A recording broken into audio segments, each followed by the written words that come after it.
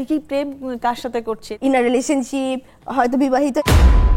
শ্যামাই রান্না করেছি, ফিরনি রান্না করেছি, শাহী টুকরা রান্না করেছি, রোস্ট, পোলাও। আমাদের দেশের নায়িকার অভাব। একটা ডিরেক্টর যাকে নিয়ে স্বাচ্ছন্দ্য বোধ করে তাকে নিয়ে খুব বেশি কাজ করে ফেলে একটানা, যার জন্য একটা কাইন্ড অফ সিন্ডিকেট। হ্যাঁ, একটা কাইন্ড অফ সিন্ডিকেট, যেটা হয় যে একটানা কাজ করার পরে আসলে আমরা বাকিরা আসলে বসে থাকি। যে পেশাদারিত্বের জায়গা থেকে দেখি সরে যাওয়াতে দিকিকে সেখানে স্কিপ করা হলো, সেখানে অন্য একজন নায়িকা এসে অ্যাটেন্ড করলো, তো কি বলবে তুমি? তোমার মতো এরকম সাহসটা আমি কিভাবে পাবো? তো আমাকে বলে প্লিজ আমার মতো হওয়ার চেষ্টা করিস না।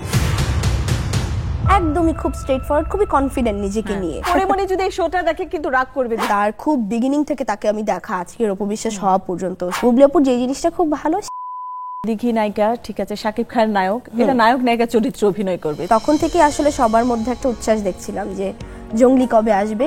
নূপুর ক্যারেক্টারটা আসলে আমার থেকে অনেক ডিফারেন্ট। এমন একটা অভিনেত্রী হতে চাই মানুষ যাতে এক নামে হয়তোবা দিঘিকে অভিনেত্রী হিসেবে চিনে। দর্শক, ঈদ মোবারক। সবাইকে ঈদের অনেক অনেক শুভেচ্ছা জানিয়ে শুরু করছি নেক্সাস টেলিভিশনের বিশেষ আয়োজন কাট আনকাট। পুরোটি সময় জুড়ে আপনাদের সঙ্গে আছি আমি শারমিন দীপ্তি, এবং আমার সঙ্গে আছেন ছোট্ট সেই মেয়েটা, যে মেয়েটা টেলিভিশন স্ক্রিনে আমরা তার বিজ্ঞাপন চিত্রে দেখেছিলাম, খুব কিউট করে কথা বলে এবং সেই বিজ্ঞাপন চিত্রটা সবার মন জয় করেছে। হ্যাঁ দর্শক, আজকে আমাদের স্টুডিওতে আছে প্রার্থনা ফারদিন দিঘি। আমি কি নামটা ঠিক মতো বলতে পেরেছি? হ্যাঁ, ঠিক মতো বলতে পেরেছো। এই নামটা কে রেখেছিল তোমার? পুরো নামটাই আমার মার রাখা, কিন্তু যে জিনিসটা হয় যে নামটা একটু কঠিনও, আর প্রার্থনা নামটা তো সচরাচর আমরা শুনি না, যার জন্য প্রার্থনা উচ্চারণ করতে মানুষের অনেক সমস্যা হতো। তো তারপর থেকে যেটা হলো যে ডাকনাম দিঘি ছিল, তারপরে আসলে দিঘিতেই বেশি পরিচিত পেয়ে যাওয়া। আর ফারদিন? ফারদিন আমার বাবার নাম, সো ওই জায়গা থেকে প্রার্থনা ফারদিন দিঘি। বাহ, চমৎকার। ঈদ কেমন কেটেছে বলো? ঈদ তো বরাবরই ভালো কাটে, এবারও ব্যতিক্রম না, এবারও খুবই ভালো কেটেছে, এবং বরঞ্চ এবার একটু বেশি ভালো কেটেছে। এবার বেশি ভালো কেটেছে কারণ হচ্ছে এবার তোমার ছবি রিলিজ হয়েছে ঈদে। ছোটবেলা তো যেটা বললাম আমি যে শিশু শিল্পী হিসেবে ছবি রিলিজ হতো, এখন নায়িকা হিসেবে ছবি রিলিজ। আমরা সব গল্প করব, তার আগে আমরা একটু আমাদের অনুষ্ঠানের ছোট একটা ফর্মালিটিস আছে, এখানে কাট আছে, ওখানে আনকাট আছে। আমরা আনকাট থেকেও কোশ্চেন পিক করতে পারবো, কাট থেকেও পারবো। থেকে আগে নিব বলো। আচ্ছা, এইটা কোনটা? এটা আনকাট। এটা হচ্ছে তুমি যা বলবে আমরা তাই অন এয়ার করব। আর এটা এখানে একটু কাটছাট করা যাবে এডিটিং এর। তাহলে আনকাট দিয়ে শুরু করি, এটা তো ইন্টারেস্টিং বেশি। তুমি তো অনেক সাহসী। বড় তারকাদের সাথে নায়িকা হিসেবে আপনার প্রথম সিনেমা, অনুভূতি কেমন? বড় তারকাদের সাথে আসলে প্রথম না, কিন্তু এই তারকাদের সাথে আসলে কাজ হয়নি আগে। এর আগে যেসব বড় তারকাদের সাথে কাজ হয়েছে তারা হয়তো বা এখানে কেউই তেমন ভাবে ছিল না। তো ওই জায়গা থেকে বলবো নতুন বড় তারকাদের সাথে, মানে আমার জন্য খুব নিউ ফেস, কারণ তুমি আরো সিনিয়রদের সাথে কাজ করে এসেছো। ওই জায়গা থেকে আমি বলবো যে অনুভূতি অনেক ভালো, এবং যে টিমটার সাথে কাজ করেছি, জঙ্গলের যে টিমটা, ফুল টিমটাই আসলে আমার জন্য খুব নতুন। ডিরেক্টর থেকে শুরু করে কিন্তু সবাই আমার জন্য খুব নতুন ছিল। ওই জায়গা থেকে অনুভূতি অনেক ভালো, এক্সপিরিয়েন্সও অনেক ভালো। এবং কেমন ছিল আসলে সিএম এর সাথে কাজ করার অভিজ্ঞতা? আর যদি বুবলি আপুর সাথে বলি, টোটাল রসায়নটা কেমন ছিল? টোটাল রসায়নটা খুবই ভালো। সিয়াম তো একজন খুবই ভালো অভিনেতা আমরা জানি, এবং তার সাথে যে ব্যাপারটা যে আমরা তো তার অন স্ক্রিন আসলে অভিনয়টা সবসময় দেখে এসেছি, এবং ওখান থেকে আমরা জানি সে ভালো অভিনেতা, কিন্তু অফ স্ক্রিন সে এত কোঅপারেটিভ একজন অ্যাক্টর, একজন কোঅপারেটিভ একজন কো অ্যাক্টর, এটা আসলে অনেকেই হয়তো বা কাজ না করলে জানতো না। সো ওই জায়গা থেকে আমি প্রথমবার কাজ করে আমিও আসলে প্রথমবারই এটা জানতে পেরেছি যে সে এতটা পরিমাণ কোঅপারেটিভ, এবং তার সাথে কাজ করতেও অনেক ভালো লাগে, অনেক আরাম। ছবিতে যদি তোমার ক্যারেক্টারের নাম বলি, তোমার ক্যারেক্টারের নাম হচ্ছে নূপুর। আমি এখনো দেখিনি, অবশ্যই দেখবো, কারণ এখন অনেক ভিড় যাচ্ছে সিনেমা হলগুলোতে। একটু শিথিল হলেও আমরা হচ্ছে ওই লেভেলের আসলে দর্শক, যে একটু যখন একটু ভিড় ভাড়টা কম হবে তখন আমরা স্ক্রিনে গিয়ে অবশ্যই দেখবো। কেমন ছিল নূপুর ক্যারেক্টারটা, কিংবা তোমার সাথে যখন ক্যারেক্টার নিয়ে কথা হচ্ছিল? নূপুর ক্যারেক্টারটা আসলে আমার থেকে অনেক ডিফারেন্ট। সো নূপুরকে রপ্ত করতে অনেক সময় লেগেছে, ভয় লাগছিল যে আসলে কি নূপুর হতে পারবো কিনা, কিংবা কিভাবে হব, কিভাবে আমি জিনিসটা পোর্ট্রে করব, প্লে করব, কারণ নূপুরের সাথে আমার তেমন কোনোই মিল নেই। তো ওই জায়গা থেকে বারবার আমি সেটের মধ্যে বলছিলাম যে আচ্ছা আমাকে কি অ্যাকসেপ্ট করবে দর্শক, এভাবে আমাকে কি এভাবে দেখলে পরে ভাল লাগবে। সবাই কি কম বেশি জিজ্ঞেস করছিলাম, এবং সবাই এত বেশি উৎসাহ দিচ্ছিল যে আরে তুমি ঠিক করছো, তুমি ভালো করছো, তুমি বেশি চিন্তা করছো। ওই জায়গা থেকে টিমের এতটা পরিমাণ মানে আমার প্রতি সহায়তা ছিল, যার জন্য আমার মনে হয়েছে খুব ইজি গোয়িং ভাবে কাটিয়ে দিয়েছি। বাকিটা আসলে দর্শক বলবে এখন। এই ঈদে দিঘি কোন দুটি সিনেমা দেখবে? আমি প্রতি ঈদে সব সিনেমা দেখি, কোনো 2টা 3টা চুজ করি না, আমি সব দেখি। বাট যখন যেটা টিকিট আগে পাই সেটা দেখি আর কি, কিন্তু আমি সবগুলোই দেখবো। জঙ্গলি তো দেখা হয়েছে এবং আরো হয়তো বা দেখা হবে, ফ্যামিলির সাথে আরো মানুষের সাথে দেখা হবে, কিন্তু সবগুলো সিনেমাই দেখবো। আপনার চোখে বাংলাদেশের সব থেকে জনপ্রিয় নায়ক এবং নায়িকা কে? সব থেকে জনপ্রিয় নায়ক নায়িকা আমার মনে হয়, কিংবা জুটি যেটাই বলি না কেন, আমার মনে হয় জনপ্রিয় নায়ক আসলে অনেকে আছে, কার নাম রেখে আমি কার নাম বলবো জানি না, বাট আমি একজন অনেক জনপ্রিয় নায়কের সাথে আমি কাজ করেছি, উনি এখন আর আসলে নেই। যেমন রাজ্জাক আঙ্কেলের সাথে আমি কাজ করেছি ছোটবেলায়, মান্না আঙ্কেলের সাথে কাজ করেছি। আমি আরেকজনকে দেখিনি, কিন্তু আমার ফ্যামিলির সাথে তার খুব ভালো আলাপ ছিল, আমাদের সপ্তাহের নায়ক সালমান শাহ, উনি। তারপরে এখন আমাদের মেগাস্টার শাকিব খান। আমার মনে হয় এই 4টা নাম খুব এনাফ। যদি সমসাময়িক বলি কাকে বলবে? অবশ্যই আমি বলবো সবার আগে মেগাস্টার শাকিব খানের। অবশ্যই, এটা তো নিঃসন্দেহে মেগাস্টার, একদমই তাই। আর শাকিব খানের পরে কাকে তুমি বলবে? সিয়াম। আচ্ছা, কেন ছবির নায়ক বলে? না না না, আমি আগে বলেছি কিছুটা তো ছবির নায়কের প্রতি মানুষের এমনি একটু পার্সিয়ালিটি করে না, তো ওই জায়গাটা সেটা করছো না, এটা উচিত, এটা করা উচিত, আমি সাপোর্ট দেই এটাতে। না, আমার মনে হয় কম বেশি এখন সবাই অনেক জনপ্রিয়, বাট সিয়ামের একটা অনেক বড় ফ্যান বেজ আছে, এবং ওর ফ্যান বেজ খুব ডেডিকেটেড, ভালো কাজ করছে, ওয়েব সিরিজে কিন্তু সবগুলো কাজই খুব বেছে বেছে ভালো কাজ করা, একদম সুন্দর সুন্দর ক্যারেক্টার গুলো করছে। আর নায়িকাদের ক্ষেত্রে কাকে বলবে? নায়িকাদের ক্ষেত্রে সমসাময়িক বলি, সমসাময়িকদের মধ্যে আমি মনে করি মিম আপু আছে, বুবলি আপু আছে, ফারিয়া আপু, এরা খুব জনপ্রিয়। অপুদি আছে, তারপরে তার একটু আগে যদি যাই তাহলে শাবনূর আন্টি, মৌসুমী আন্টি, এদের আশেপাশে তো পরিমণির নামটা বাদ দিলে কেন? ও পরি আপু, এক্স্যাক্টলি। আর কি পরিমণি যদি এই শোটা দেখে কিন্তু রাগ করবে দিদির উপরে? না না না, ও আমার সাথে কখনো রাগ করে না, এবং তার সাথে তো তোমার খুব ভালো একটা রিলেশন আছে। যদি পরিমণির কথা বলি, তুমি তার সাথে অনেক সখ্য আমরা জানি, যে যদি সাজেশনের দিক থেকে বলি, তার কাছ থেকে কি ধরনের সাজেশন তুমি নাও, কিংবা তাকে যদি তোমার সাজেশন দেওয়ার থাকে আর কি ভালোবেসে বড় বোন হিসেবে, কি ধরনের সাজেশন? আমার ওর যে জিনিসটা সবচেয়ে বেশি ভালো লাগে পরি আপুর, ও খুব মানে সাহসিকতার পরিচয় দেয় প্রতিবার, স্ট্রেট ফরওয়ার্ড, একদমই খুব স্ট্রেট ফরওয়ার্ড, খুবই কনফিডেন্ট নিজেকে নিয়ে।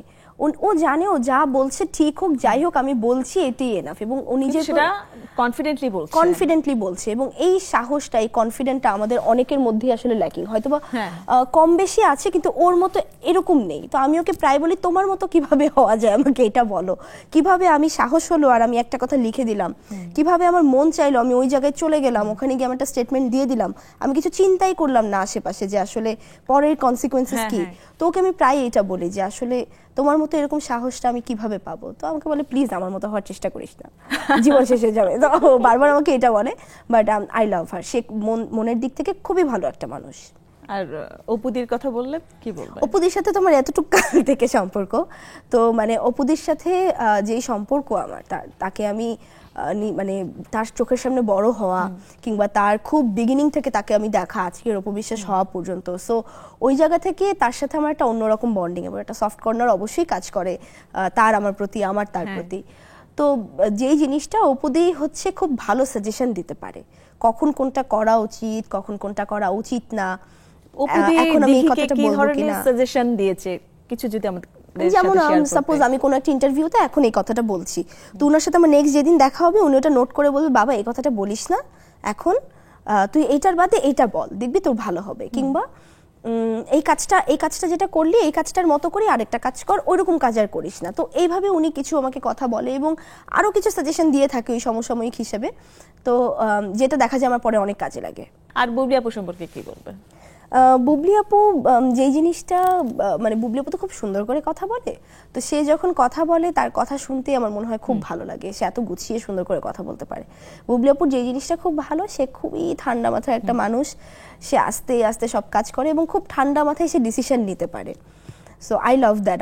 আমি আসলে এত ঠান্ডা মাথায় কখনো ডিসিশন নিতে পারি না, তো আমি তাকে এই কথাটাই বলি, এবং সে আমাকে এই অ্যাডভাইসটাই মোস্ট অফ দ্য টাইম দেয় যে মাথা ঠান্ডা করে কথা বলবি তাইলেই হবে, কারণ দিকের মাথা ঠান্ডা নেই।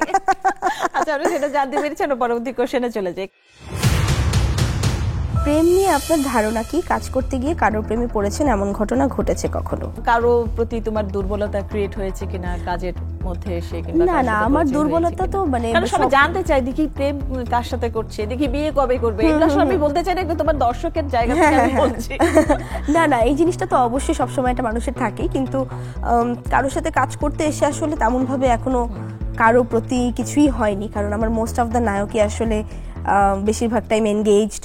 হ্যাঁ, সেটা এই পয়েন্ট আমি বলতে চাচ্ছিলাম যে শিশু শিল্পী হিসেবে কাজ করে কি তুমি কি বিপাকে পড়ে গেলে? যে না না, বড় হয়ে কাজ করার পর যেটা singer। হয়েছে যে আসলে বেশিরভাগই দেখা যেত সেটা গেলে এনগেজড ইন আ রিলেশনশিপ, হয়তো বিবাহিত, এরকম স্ট্যাটাসের আমি নায়কই বেশি পেয়েছি। আর যেটা হয় যে কাজ তার করার মানে সময় দিকের জন্য সিঙ্গেল কোনো নায়ক দিকে এখনো পাইনি, এজন্য প্রেমটাও হয়নি মিডিয়াতে যদি বলি। যেটা হয় যে কাজ করতে গেলে যেটা মাথায় থাকে, আমি কাজ নিয়ে এতটা ফোকাস থাকার চেষ্টা করি যে আসলে তখন আরো বেশি করে নিজেকে বলি যে এরকম যাতে কোনো কিছু সেটার মধ্যে না হয়, নিজেকে নিজেই বলি।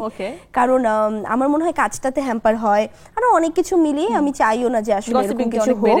হ্যাঁ, তো যার জন্য ওই জায়গাটা থেকে আমি মাথায় রাখতে চাই না এরকম কিছু, যার জন্য কাজের মধ্যে কখনো এরকম হওয়ার সুযোগই দেই না। তুমি তো বুদ্ধিমতী তাহলে, থ্যাংক ইউ। প্ল্যান করা যে না কাজের মধ্যে ভাই প্রেম টেম করা যাবে না, তার মানে আমরা বুঝতে পেরেছি কাজের মধ্যে দেখি মিডিয়াতে কোনো প্রেম টেম করবে না, দেখি যে বয়ফ্রেন্ড হবে হবু সম্ভাব্য কিংবা বয়ফ্রেন্ড কিংবা হাজবেন্ড সে মিডিয়ার বাইরে থাকবে, তো বাইরে যারা আছেন তারা যোগাযোগ করতে পারেন এখনই।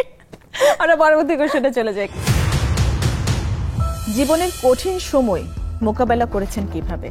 বিভিন্ন সময় বিভিন্ন কঠিন সময় আসে, যেমন আমি যদি বলি যে সবচেয়ে বড় কঠিন সময় হচ্ছে যখন মা মারা যায়, ওটা তো ওইটার উপরে কঠিন সময় তো আসলে হতে পারে না, কিন্তু যে জিনিসটা হয়েছে যে ওই সময়টাতে এতটাই ছোট ছিলাম যে ওই সময় কত বয়স ছিল তোমার?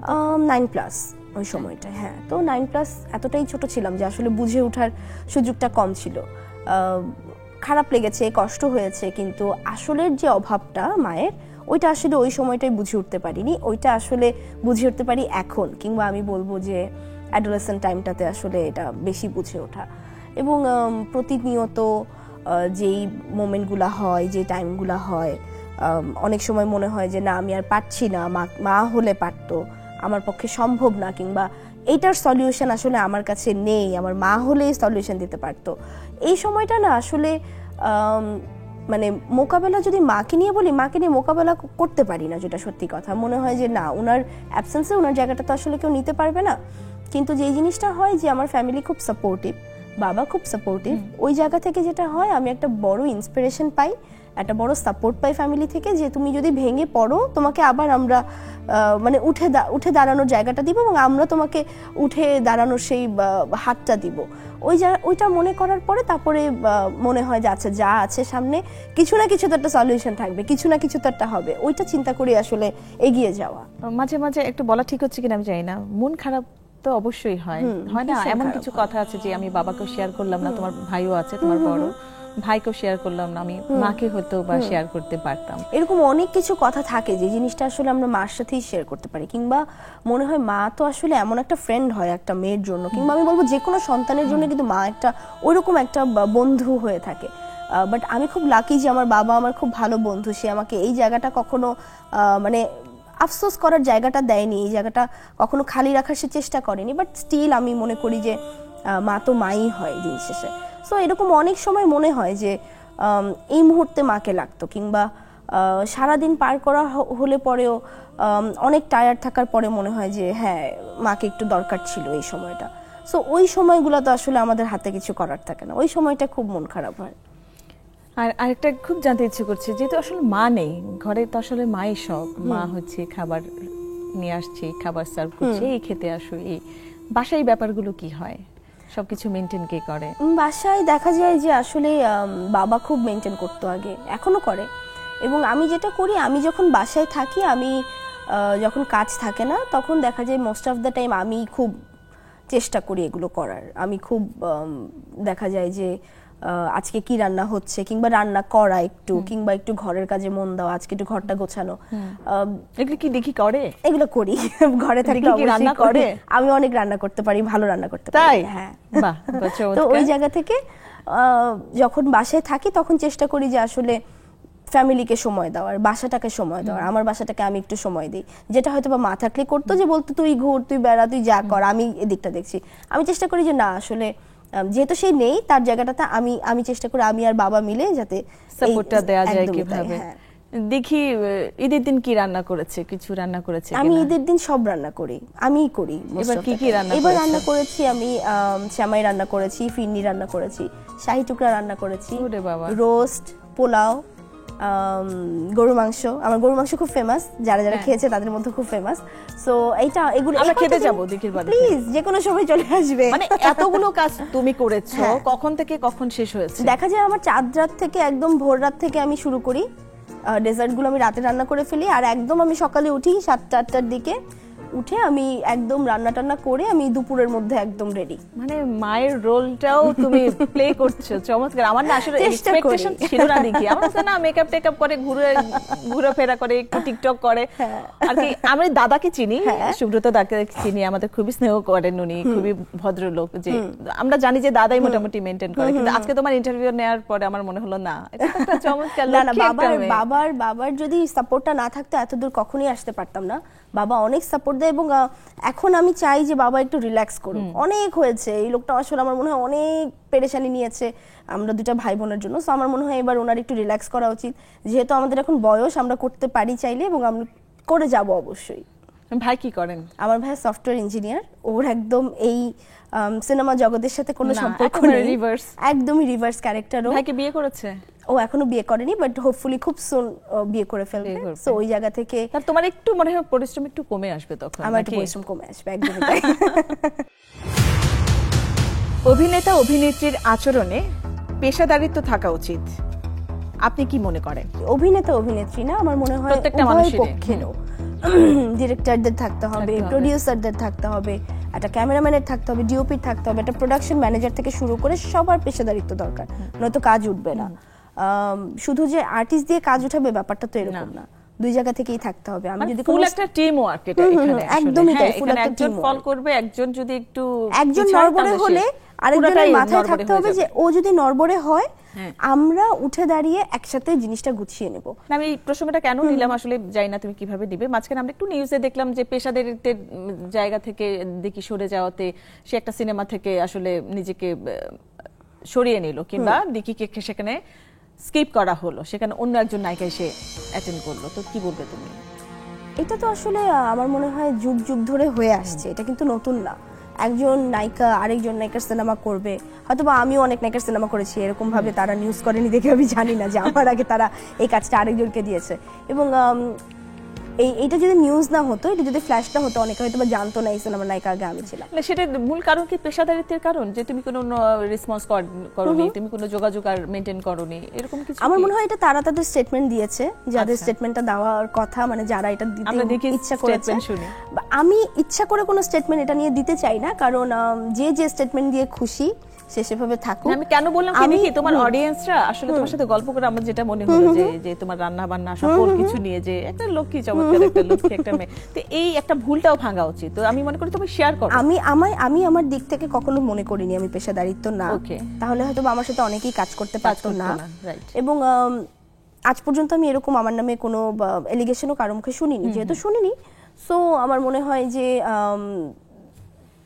আমি আসলে এটার ব্যাপারে আমি জানি না যে এই কথাটা কোত্থেকে এসেছে। বাট আমার মনে হয় যেহেতু ওনারা আমাকে নিয়ে কমেন্ট করেছে, আমি কোনোভাবেই আর ওনাদের নিয়ে কমেন্ট করতে চাই না। এই কারণে, কারণ আমি আবার আজকে একটা কমেন্ট দিব, কালকে ওনারা আবার একটা কমেন্ট দিব। না, আমরা আসলে কোনো জটিলতায় যেতেও চাই না, আমরা একদমই চাইও তাই। না একটা উত্তর প্রতি উত্তরে অনেক কথা আসুক, আমরা আসলে স্কিপ করি। দিঘির চাচুর সাথে দিঘিকে আবার কবে দেখা যাবে? মানে শাকিব খানের সাথে তোমাকে কবে দেখা যাবে, তোমার চাচু? এটা আমি জানি না যে ওনার সাথে আমাকে আবার কবে দেখা যাবে। এইটা আসলে আমি বলবো দর্শকরা হয়তোবা যদি চায় ওভাবে অনেক বেশি করে, কিংবা ওরকম যদি একটা স্ক্রিপ্ট হাতে আসে, যে স্ক্রিপ্টটা দেখার পরে মনে হবে যে হ্যাঁ এবার আমি আবার কাজটা করতে পারি, কিংবা এবার কাজটা করার পরে হয়তোবা কেউ কিছু বলবে না, কারো কোনো এরকম সে থাকবে না, এবং সবাই খুব ইজিলি গ্রহণ করে নিতে পারবে, তখনই হয়তোবা কাজটা হবে। এবং আমার অনেকের ধারণা যে দিঘি নায়িকা, ঠিক আছে শাকিব খান নায়ক, এটা নায়ক নায়িকা চরিত্র অভিনয় করবে, তোমার অনেক ফলোয়ার সেটা চায় আসলে, কিন্তু আদতে ব্যাপারটা কি দাঁড়াবে সেটা আসলে এইটাই বলছি, ওইরকম কারণ ক্যারেক্টার আসলে মেইনটেইন যদি করা হয়, তৈরি হয়, কিংবা চরিত্রের মানে প্রয়োজনে এরকম তৈরি হয়, কোনো তাহলে তো character হবে, যদি হয়, আদারওয়াইজ না। এরকম কোনো ক্যারেক্টার যদি হয় যে দৃষ্টিকটু না দেখতে, Right. চোখে দেখতে আমি মনে হচ্ছে যে ঠিক আছে, তখন আমার মনে হয় করা যায়। কিংবা যাই হোক, একটা সবাই আসলে দেখতে চাচ্ছে দেখি চাচ্ছু মেগাস্টার দেখিও তো অনেক বড় দেখা star, যাক কি so হয় in future। একসাথে কাজ করুক, এক স্ক্রিনে তারা থাকুক, সেটাই চাই। আমি একটু জঙ্গলিতে আবার ফিরে আসি। কেমন রেসপন্স পাচ্ছো বন্ধু বান্ধব আত্মীয় স্বজন সহকর্মীদের থেকে? রেসপন্স তো আলহামদুলিল্লাহ সবার থেকেই খুব ভালো পাচ্ছি। যেমন আমি প্রথম যখন গানের টিজারটা বের হয়, জনম জনম গানের টিজারটা আসে, তখন থেকেই রেসপন্স খুব ভালো আলহামদুলিল্লাহ।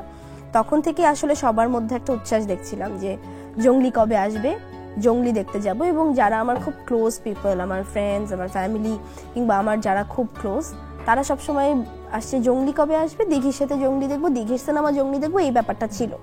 তো গানটা আসলো, গানটা আসার পরেও দুর্দান্ত রেসপন্স ছিল আলহামদুলিল্লাহ। আমার জায়গা থেকে আমি খুব ভালো রেসপন্স পেয়েছি, যার জন্য আসলে আমার সাহসটাও একটু বেড়ে যায়, আমার এক্সপেকটেশনও বেড়ে যায় যে হয়তো বা তাহলে সামনে আসলে আরো ভালো কিছু ওয়েট করছে।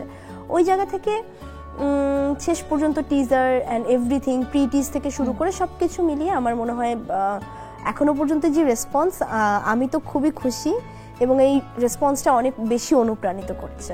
অ্যাচিভমেন্টের জায়গা থেকে যদি বলি, তুমি শিশু শিল্পী হিসেবে জাতীয় চলচ্চিত্র পুরস্কার পেয়েছো, তুমি ডিপজল ভাইদের সাথে কাজ করেছো, সেই সময় অনেক অনেক স্টারদের সাথে কাজ করেছো, মান্না ভাইয়ের সাথে কাজ করেছো, মোটামুটি সব স্টারের সাথে কিন্তু তোমার কাজ হয়ে গেছে শিশু শিল্পী হিসেবে। তারপরে কি এক্সপেকটেশন সামনের দিনগুলোতে, আসলে কি করতে চাই দেখি, কিংবা দিঘির জায়গা থেকে দেখি কি চাই আসলে? এক্সপেকটেশন বলবো যে আসলে এমন একটা অভিনেত্রী হতে চাই, মানুষ যাতে এক নামে হয়তো বা দিঘিকে অভিনেত্রী হিসেবে চিনে, কিংবা আমার কাছে যাতে পরে মনে হয় যে যে কোনো ক্যারেক্টার আমি ইজিলি রপ্ত করে নিতে পারছি, এরকম একজন অভিনেত্রী হতে চাই, একজন খুব ভালো প্রতিষ্ঠিত অভিনেত্রী হতে চাই। এবং তোমার আরেকটা ভালো দিক হচ্ছে তুমি কিন্তু ভালো নাচতে পারো। তো নায়িকাদের কিন্তু এটা অবশ্যই জরুরি যে ভালো নাচতে পারতেই হবে। তা আমরা একটা শুনি যে আমাদের দেশের নায়িকার অভাব, কিংবা এটাকে তুমি কি বলবে? কিংবা আমরা দেখতে পাচ্ছি যখন শাকিব খান একটা ছবি করছে, ওবার বাংলার নায়িকারা কাজ করছে, তার যদি নায়িকা নাও হয়ে থাকে, সিরিয়ালে যে নিয়ে কাজ করেছেন অভিনেত্রী, সে পরবর্তীতে নায়িকা বনে গেল, এবং শাকিব খানের সাথে যে কাজ করে সে তো আসলে স্টার হয়ে যায়। তো আমাদের কথা হচ্ছে আমাদের দেশের শিল্পীদের, কিংবা আমাদের দেশের যে অভিনেত্রীরা আছে, তাদেরকে কেন যথাযথ জায়গা করে দেয়া হচ্ছে না? কিংবা আমি জানি না এটা কোনো, তুমি কি বলবে? না, আমি মনে করি নায়িকার তো কোনোভাবেই আমি অভাব দেখি না। আমি এখনো এক বছরে মনে করো 5-6টা নায়িকার নাম বলে ফেলতে পারবো, এরকম নায়িকা কিন্তু আমাদের আছে। কিন্তু তারা কিন্তু কাজের সুযোগ পাচ্ছে না দেখি, এটা আমি আমার পার্সোনাল অপিনিয়ন থেকে বলছি। আমার মনে হয় যে কাজের সুযোগ আমরা সবাই একটু কম বেশি কমই পাচ্ছি। এটা কেন কম পাচ্ছি তুমি কি মনে করো? কাজ কম হচ্ছে, প্রথমত কাজ একটু কম হচ্ছে, যতটা হওয়ার কথা ওভাবে হচ্ছে না, এটা একটা রিজন হতে পারে। আরেকটা রিজন আসলে ডিরেক্টরস ফেভারিট একটা ব্যাপার থাকে। একটা ডিরেক্টর যাকে নিয়ে স্বাচ্ছন্দ্য বোধ করে তাকে নিয়ে খুব বেশি কাজ করে ফেলে একটানা, যার জন্য একটা কাইন্ড অফ সিন্ডিকেট। হ্যাঁ, একটা কাইন্ড অফ সিন্ডিকেট, যেটা হয় যে একটানা কাজ করার পরে আসলে আমরা বাকিরা আসলে বসে থাকি। দেখা যাচ্ছে 2-3টা নায়িকা একটানা সেই ডিরেক্টরের সাথে, কিংবা 3জন ডিরেক্টরের সাথে 3টা নায়িকা একটানা কাজ করে যাচ্ছে, বাকি 5জন বসে আছে। সো ওই 5জনের মধ্যে দেখা যায় খুব পরিচিত মুখও পড়ে যায়, আবার ওই 3টা নায়িকার মধ্যে খুব অপরিচিত মুখও আমরা দেখি যে রিপিট হচ্ছে। সো এটা আসলে অনেকে সিন্ডিকেট মেনটেন করে, অনেকে ফেভারিট মেনটেন করে, আবার অনেক সময় কো আর্টিস্টের একটা আমার মনে হয় যে পছন্দ থাকে যে হ্যাঁ আমার সাথে এই জুটিটা হলে ভালো হয়, এই জুটিটা পরপর আমরা ইউজ করি, কিংবা এই নায়িকাটার সাথে আমার কাজ ভালো যাচ্ছে। এটা আমাদের দেশে একটু বেশি হচ্ছে কি?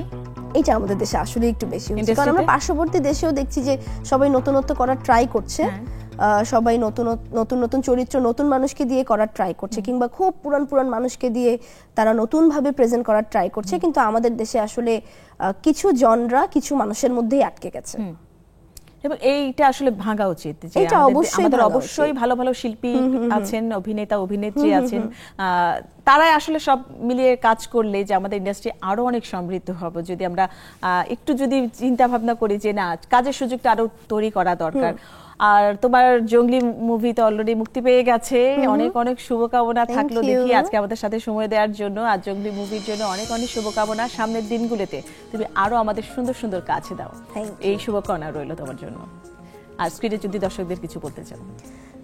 দর্শকদের বলবো আপনারা তো সবসময় ভালোবাসা দেন, যার জন্য আজকে আমি এখানে আপনাদের সাপোর্ট ভালোবাসা সবসময় খুব দরকার। এবার ঈদে জঙ্গলি মুক্তি পেয়েছে, আমার অভিনীত সিনেমা, সাথে আছে সিয়াম আহমেদ বুবলি এবং অসংখ্য ভালো ভালো অভিনেতা আছে, অভিনেত্রী আছে। আমি চাই আপনারা সবাই এই ভালোবাসাটা প্রকাশ করেন এবার হলে গিয়ে জঙ্গলি দেখে, এবং আমি অবশ্যই জানতে চাই কেমন করেছি, ফিডব্যাকটা অবশ্যই আমাদের পর্যন্ত পৌঁছে দিবেন এবং জঙ্গলি দেখবেন, ফ্যামিলি নিয়ে যেয়ে দেখবেন, ফ্যামিলি নিয়ে দেখার মতোই সিনেমা। এবং এবার ঈদ হয়ে উঠুক আসলে উৎসব মুখর আমাদের সব সিনেমার সাথে। আমি বলবো শুধু জঙ্গলি না, জঙ্গলিটা তো দেখবেন, সাথে বাকি সিনেমাও দেখবেন। প্রত্যেকটা সিনেমা আপনাদের জন্যই তৈরি করা। থ্যাংক ইউ, সবাইকে ঈদের অনেক অনেক শুভেচ্ছা।